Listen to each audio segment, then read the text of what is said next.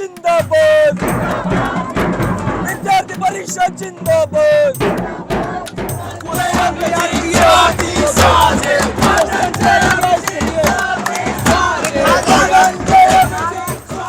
इस वक्त मैं जेएनयू में हूँ। रात के 3 बज रहे हैं और इस वक्त भी आप देख सकते हैं कि जेएनयू का राजनीतिक माहौल एकदम गर्म है। यह राजनीतिक माहौल इसलिए गर्म है क्योंकि जेएनयू में पूरे 4 साल बाद इलेक्शन हो रहे हैं। चूँकि जेएनयू में होने वाला इलेक्शन सिर्फ जेएनयू कैंपस नहीं बल्कि देश के बाकी हिस्सों में भी बहुत मायने रखता है, इसके बारे में बातें होती हैं। इसलिए जेएनयू कैंपस में होने वाले इस इलेक्शन का पूरा 360 डिग्री कवरेज हम आपके लिए लेकर आए हैं। इस वीडियो रिपोर्ट को अंत तक जरूर देखिएगा।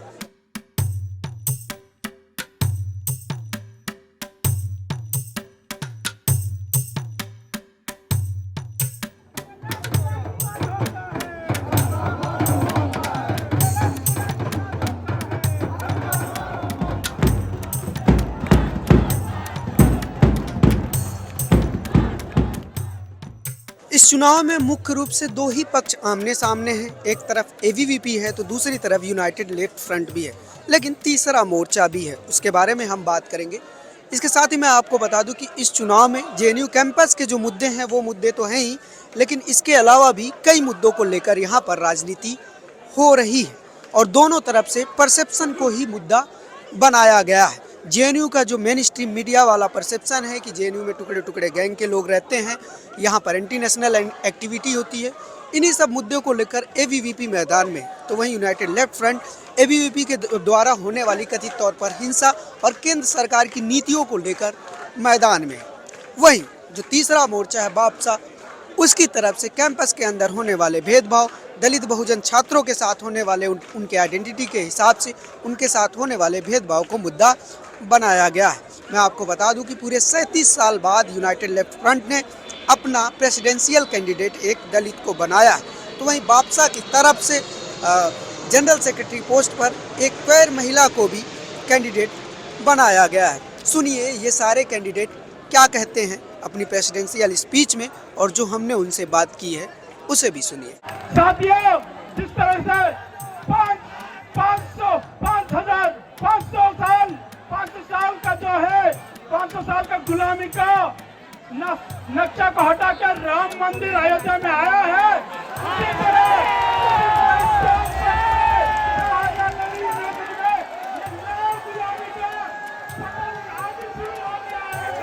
साथियों, आपको बताना चाहता हूँ, जिस तरह से मेरे गांव में ये नक्सली राम जिंदाबाद लिखते हैं, इस कैंपस में इस वामपंथी इस नक्सलियों ने लिखते हैं कि नक्सलबाजी है कि रास्ता शर्म करो।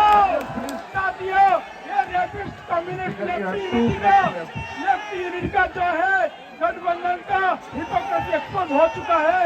आज अखिल भारतीय विद्यार्थी परिषद 4 सीट जीत के आ रही है।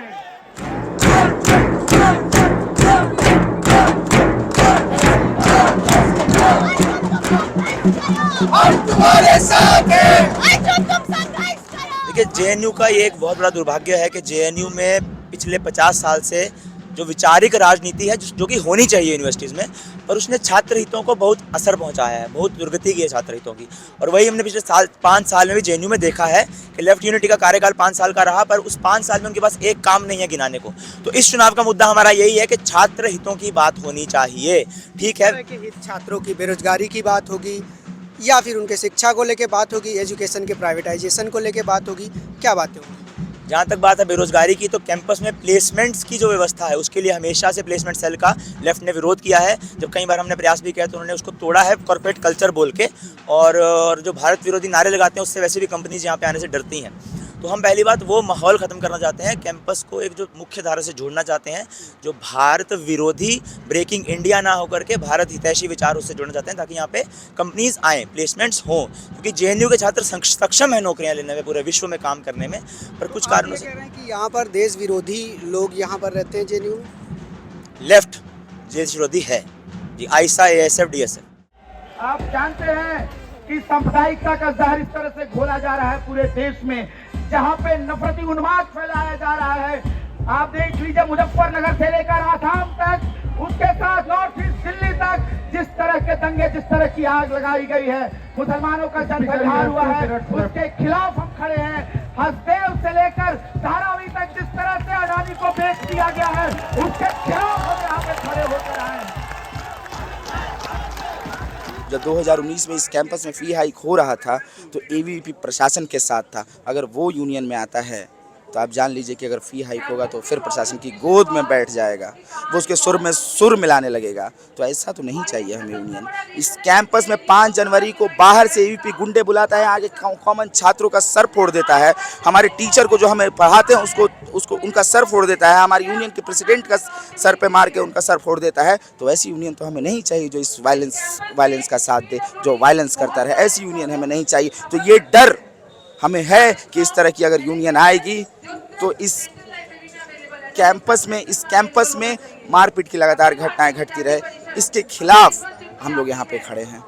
देश के अलग अलग राज्यों में आप देख रहे हैं कि सरकार का हमला पुरजोर हो रहा है। आप देख रहे हैं कि मणिपुर में जिस तरह से घटना घटी और सरकार एकदम चुपचाप देखती रही। आप देख रहे हैं कि जब देश के किसान अपनी बात रखने के लिए आ रहे हैं तो वहाँ पे हम देखते हैं कि रबड़ की बुलेट चलाई जाती है और एक किसान को गोली मार दिया जाता है। हम देखते हैं इस देश में लद्दाख के लोग प्रोटेस्ट कर रहे हैं, लेकिन उनसे कोई बात भी नहीं करने जा रहा है। तो ये सारे सवाल हमारे हैं, इन सारे सवालों पर हमें बात करने की ज़रूरत है।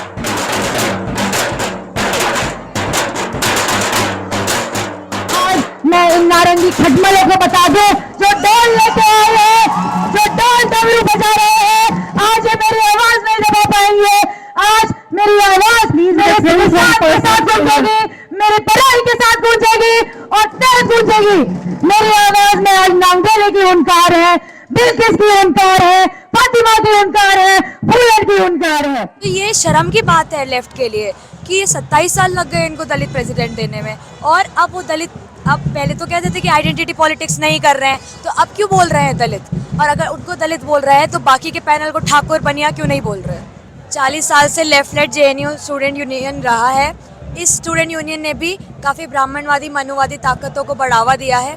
SC ST OBC स्टूडेंट्स ऐसे हो गए, उनको वाइवा वोसी में, PhD के वाइवा वोसी में 3-4 नंबर देके 30 में से 3-4 नंबर देके बाहर निकाल दिया जाता था। कि आप एक दलित क्वेयर कैंडिडेट हैं यहाँ पर और आप फर्स्ट टाइम इलेक्शन लड़ रही हैं, तो आप इस आइडेंटिटी के साथ, इस बैकग्राउंड के साथ आप किन मुद्दों को आगे बढ़ाएंगी अगर आप जीत कर आती हैं तो? सबसे पहले मैंने देखा है कि यहाँ की जो क्वेयर कम्युनिटीज़ है वो सवर्णा डोमिनेटेड है। वो लोग सोचते हैं कि दलित बहुजन जो लोग होते हैं वो क्वेयर होते ही नहीं है। मैं बताना देना चाहती हूँ अपनी आइडेंटिटी को असर्ट करते हुए कि दलित बहुजन लोग भी है जो क्वेयर है और अपनी जगह के लिए यहाँ पे लड़ने आ रहे हैं। इस आइडेंटिटी के साथ मैं horizontal reservation for trans women चाहती हूँ। मैं चाहती हूँ कि कॉन्स्टिट्यूशन में, JNU SU के कॉन्स्टिट्यूशन में जेंडर न्यूट्रल लैंग्वेजेस यूज़ हो, यहाँ के हॉस्टल्स भी जेंडर न्यूट्रल बनाए जाएं ताकि किसी को डिस्फोरिया ना हो, कोई उत्पीड़ित ना हो जो ट्रांस कम्युनिटी से आते हैं, उनके साथ शोषण ना हो, मेंटल शोषण जो होता है। क्या क्वेयर लोगों के साथ भी कास्ट के बेसिस पे डिस्क्रिमिनेशन होता है? आपने फील किया? मैं अपना ही बात बता देती हूँ, औरों के साथ भी होता होगा, वो अपनी बात अच्छे से बताएंगे, पर मैं अपनी ही बात बता देती हूँ। मैं DU में मैंने बैचलर्स करा था, विमेंस कॉलेज था वो, सो कॉल्ड प्रोग्रेसिव स्पेस। वहाँ पे मेरी क्वेयर आइडेंटिटी तो एक्सेप्ट हो गई क्योंकि वो सो कॉल्ड वो इंस्टाग्राम से सीखे हुए चीज़ें बोलते हैं, ठीक है, बट वही लोग बैठ के साथ में रिजर्वेशन बैशिंग करते हैं कि अरे ये लोग कोटा से आए हुए हैं, ये हमारी बराबरी नहीं कर सकते। तो जहाँ मेरी क्वेयर आइडेंटिटी एक्सेप्ट हुई DU में, वहाँ ही मेरी दलित आइडेंटिटी को बैश करा गया। तो ये कास्टिज्म नहीं है, मेरे साथ इंटरसेक्शनली कास्टिज्म हो रहा है, डिस्क्रिमिनेशन हो रहा है, तो मैं क्यों ना अपनी इंटरसेक्शनल आइडेंटिटी असर्ट करूं। मैं मानती हूँ कि मेरा खड़ा होना इसलिए ज़रूरी है कि कोई दलित महिला किसी छोटे शहर से आते हुए, कोई दलित क्वेयर महिला किसी छोटे शहर से आते हुए मुझे देख के इंस्पायर हो, मुझे देख के आगे बढ़े कि वो, हाँ, वो भी इस मकाम पे आ सकती है, वो भी अपनी आवाज़ इतनी बुलंद करके बात कर सकती है।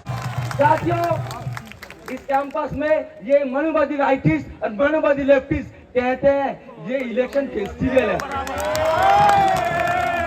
फेस्टिवल उन लोगों के लिए है जो फिर सेक्शन से आते हैं, जो मनुवादी होते हैं, जो जातिवादी होते हैं। हम बहुजनों के लिए ये इलेक्शन एक रिप्रेजेंटेशन का लड़ाई है, एक एग्जिस्टेंस का लड़ाई है। ये भाजपा सरकार पूरे देश में कहती है सबका साथ सबका विकास, लेकिन जब वही अखलाक को मॉब लिंच किया जाता है, जब वही जिलेब को चलती ट्रेन को मार किया जाता है, जब वही पहलू खान को मॉब लिंचिंग कर दी जाती है, जब नए संसद भवन में रमेश भजूरी जैसे लोग चुने हुए सांसद को कटवा, मुल्ला और आतंकवादी कहते हैं, तो उनके मुंह पर ताले पड़ जाते हैं। हम इस कैंपस में 2 बजे से हैं और 2 बजे से लेकर अब तक हमने तमाम कैंडिडेट्स के अलावा जेएनयू के जो छात्र किसी भी पॉलिटिकल यूनियन से एसोसिएटेड नहीं है उनसे भी बात की और जानने की कोशिश की कि जेएनयू के जो असल मुद्दे हैं, जो विद इन कैंपस मुद्दे हैं, वो मुद्दे क्या हैं और उन मुद्दों को लेकर वह किस तरह से वोट करेंगे और उसको लेकर अलग अलग पार्टी के कैंडिडेट्स के क्या विचार हैं। एक जेएनयू मतलब ऐसा कैंपस है जो कि सेफ माना जाता है, बट यहाँ पे भी कुछ ही दिनों से सेक्सुअल हैरेसमेंट के काफ़ी केसेस आ रहे हैं, लोग बाहर से आके करते हैं। तो मेरा एक वो नंबर 1 इशू रहेगा कि जैसा ये सेफ था वो वैसा ही सेफ बना रहे। आपको कितना साल हो गया कैंपस में? मुझे 3 साल से आप हैं और 3 साल में 4 साल से चुनाव नहीं हुआ है जेएनयू में। तो आपको लगता है कि इस बार जो इलेक्शन हो रहा है, इस इलेक्शन के ज़रिए इन इश्यूज़ को एड्रेस किया जा रहा है, इन पर बात हो रही है, इनको रिजॉल्व करने की बात हो रही है, क्या ऐसा हो रहा है इस इलेक्शन में? देखो, टू बी ऑनेस्ट, दोनों तरफ से, लेफ्ट हो राइट हो, मैंने किसी के भी मुंह से ये बातें सुनी नहीं है। मतलब करते हैं लोग, उन बातों को उठाते हैं, बट उनका मुद्दा एक दूसरे को नीचे गिराने में ज़्यादा होता है। मैंने देखा है कि लेफ्ट यही चाहेगा कि मतलब राइट नीचे रहे, राइट चाहता है लाल लंगूर कहेंगे कि नीचे रहे वो लोग, उनका एक दूसरे को ज़्यादा पॉइंट आउट करने का रहता है, जो कि समझ में भी आता है कि उनका वही मुद्दा है। कुछ लोगों ने ये बातें उठाई भी हैं, उनका ये कहना होता है जैसे कि कभी भी कुछ होता है तो वो लोग एक एटलीस्ट एक डेमोन्स्ट्रेशन देते हैं कि हम इसके अगेंस्ट हैं। बट मुझे ऐसा लगता है कि जो एक स्ट्रांगली एक्शन लेना होता है वो ज़्यादातर लोग नहीं कर पाते हैं, बट उसका ये भी रीज़न है कि उनके पास वो पावर भी नहीं है। तो आई होप कि जब पावर आएगी then people will work for it. आप किन मुद्दों पर इस बार वोट करेंगे? आपके इशूज़ क्या रहेंगे? किस इशूज़ को ध्यान में रखकर आप वोट करने वाले हैं? यहाँ पे जब हमने कई डिबेट सुनी है वॉइस प्रेसिडेंट के लिए भी और सेक्रेटरी के लिए भी, उनमें कई कैंडिडेट्स आए हैं जो कि कह रहे हैं कि मतलब बड़े बड़े मुद्दों के लिए भी बात कर रहे हैं, जैसे पैलेस्टाइन हो गया, तो जो कि ठीक बात है कि आप बड़े मुद्दों को लेके और छोटे मुद्दों तक आ रहे हैं, पर मेन मुद्दे हमारे रहेंगे कि आप ठीक है बड़े मुद्दों को देख के छोटे मुद्दे पे आ रहे हैं, वो बात बिल्कुल ठीक है, पर आप कैंपस को लेके स्पेसिफिकली क्या क्या आप एजेंडा में रख रहे हैं चीज़ों को, कि आप पानी का मुद्दा सॉल्व करेंगे, आप सीलिंग को ठीक करने का, आप मेस के खाने का, फूड की सिक्योरिटी आप बढ़ाएंगे, मतलब फूड की क्वालिटी आप बढ़ाएंगे, और रास्ते मतलब कि जेंडर सेंसिटाइजेशन आप एक इन्वायरमेंट लेके आएंगे कैंपस में। तो इन मुद्दों को जो इंश्योर करके दे रहा है उस पार्टी को हम वोट देना चाहेंगे। जो फ्रीडम है, जो सोच है इस सिस्टम की, यूनिवर्सिटी की, वो बनी रहनी चाहिए फॉर अ लॉन्ग। जो इस इलेक्शन से आई एम थिंकिंग अबाउट कि मैं ऐसे इंसान है या ऐसे कैंडिडेट्स को वोट करूं जो इसको इंश्योर करें कि जो यहाँ के सिस्टम का जो फ्रीडम है ना, उसको बनाए रखने में हेल्प करें। जो वायलेंस के इश्यूज़ हैं फॉर अ लॉन्ग अभी से शुरू हो गए हैं, जो सिस्टम में पहले नहीं थे, आई रियली कंडेम दैम। जो ये बताते हैं लोगों को बाहर की जेएनयू ख़राब जगह है, और मतलब जेएनयू में रहते हुए जो हम फील करते हैं कि इट्स अ अमेजिंग प्लेस और बहुत सेफ़ और बहुत अच्छी जगह है, तो वो चीज़ इंश्योर करे ऐसे लोगों को। I will try to vote them. जब कोई बड़ा मुद्दा आता है, पैलेस्टीन से लेके मणिपुर तक के जितने भी केस हैं, ये JNU is the only place I can say about the university जहाँ लोग उन पर बात करते हैं। और बात करना युद्ध करने से ज़्यादा बड़ी बात है। युद्ध करना हल नहीं है, बात करना हल है, डिस्कस करना हल है। तो यहाँ डिस्कस होता है, which is the big thing. और ये जेएनयू की आत्मा है, जिसको अगर इलेक्शन के थ्रू बचाया जा सकता है, I will prefer that. For me it is a big thing, क्योंकि जब आप डिस्कस करते हैं तो कई ऐसी बातें निकल के आती हैं जो दोनों तरफ से आपको बैलेंस करती हैं, कि being a right, being a left और बीइंग एनी पॉलिटिकल पार्टी, आप समझ पाते हैं कि sometimes you can be wrong, sometimes they can. और दूसरों को समझने के लिए it's very important then you have to talk. Covid के बाद 4 साल बाद पहली बार जेएनयू का इलेक्शन हो रहा है, तो आप क्या इसको देख रहे हो? चेंजेस हों इसलिए तो इलेक्शन ज़रूरी है। चेंजेस हो नहीं रहे हैं कुछ भी। अब आप देखें सड़कें वगैरह सब ख़राब हैं, ठीक है, हॉस्टल्स वगैरह में बहुत ज़्यादा दिक्कत है, सीढ़ियाँ टूटी हुई, टोंटियाँ टूटी हुई, रूम्स की हालत इस तरीके कभी कभी कोई छत गिर जाती है। जो कॉमन स्टूडेंट है उनको यूनियन नहीं होने की वजह से बहुत प्रॉब्लम हो रही है, तो ये यूनियन बहुत ज़रूरी है। तो फिर से यूनियन का इलेक्शन हो रहा है, इसको लेके आप लोग एक्साइटेड हैं? हाँ, उम्मीदें हैं? हाँ उम्मीदें किस हैं। तरह की उम्मीदें? उम्मीदें ये है कि सब लोग जाते हैं, कोई भी किसी पार्टी का अगर कैंपेन कर रहा है, वो जाके वहाँ कुछ प्रॉमिस कर रहा है, अब वो अगर यूनियन में आएगा तो वो अकाउंटेबल होगा। You can go and ask the question to them कि भाई आपने ये बोला था, अभी मेरे पास ये नहीं, आप करिए। फिर उसके होने से ये होता है कि प्रेशर होता है एडमिन पे, एडमिनिस्ट्रेशन पे। इसके अलावा कैंपस में इस इलेक्शन के दौरान बहुत सारे बाहर के छात्र भी अलग अलग कैंडिडेट के सपोर्ट में कैंपेन करने भी आ रहे हैं। कुछ लोग यहाँ बिरादरी के नाम पर भी कैंपेन करने आए थे, जो कि डीयू से थे। हमने उनसे बात की, सुनिए वह क्या सोचते हैं जेएनयू और इस इलेक्शन के बारे में। आप लोग भाई लोग किधर से हैं? हम भाई डीयू से। आप भी डीयू से? अभी हाँ जी, डीयू से। सब डीयू से? ग्रेजुएशन वाले हो गया सब? ना बीए कर रही है। बीए कर रहे हैं? अभी भी यही कर रहे हो? सब बीए कर रहे हो? तो यहाँ भाई आप लोग कैसे आए? यहाँ भाई जाट्टा की बात करना आए जाट्टा की बात करना आए हैं। जाटा की बात करने, तो क्या बात होगी जाटों के लिए जेएनयू में? तो ये बात है जितम खड़े उड़ा जीत मारी है बस, और तक ये है। तो मतलब कैसे कोई खास इशू है या क्या है? तो भाईचारे में आ रहे हैं। भाईचारे में, तो मतलब जाटों की बात है इसलिए आप लोग आए हो? बस। तो आप लोग जेएनयू और डीयू में क्या डिफरेंस देखते हो? आपको कुछ डिफरेंस नजर आता है? तो बड़ा डिफरेंस है, बालक बेकार है डीयू के बढ़िया बालक है।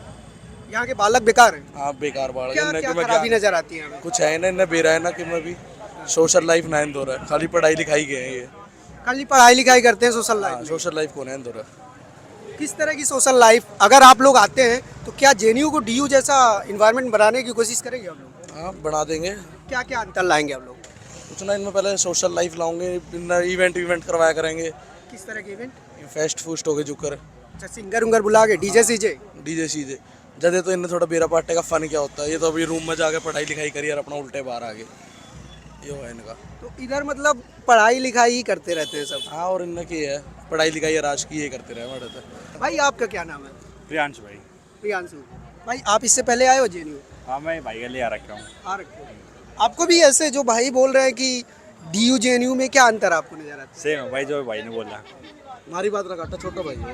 तुम्हारी बात नहीं काटेगा? ना, हमारी गलत ना भी बोल दिया तब भी? हाँ ना काटा, ये कौन सा नहीं काटा जो खड़े हैं, ये सारे गैर खड़े हैं। हाँ। ये तो भाईचारा देख ना भाई। तो अच्छा, आप लोग वोट करते टाइम ऐसे इशू नहीं देखते हो, भाईचारा देखते हो? मतलब भाईचारा, बिल्कुल यही होना चाहिए, भाईचारा उनका।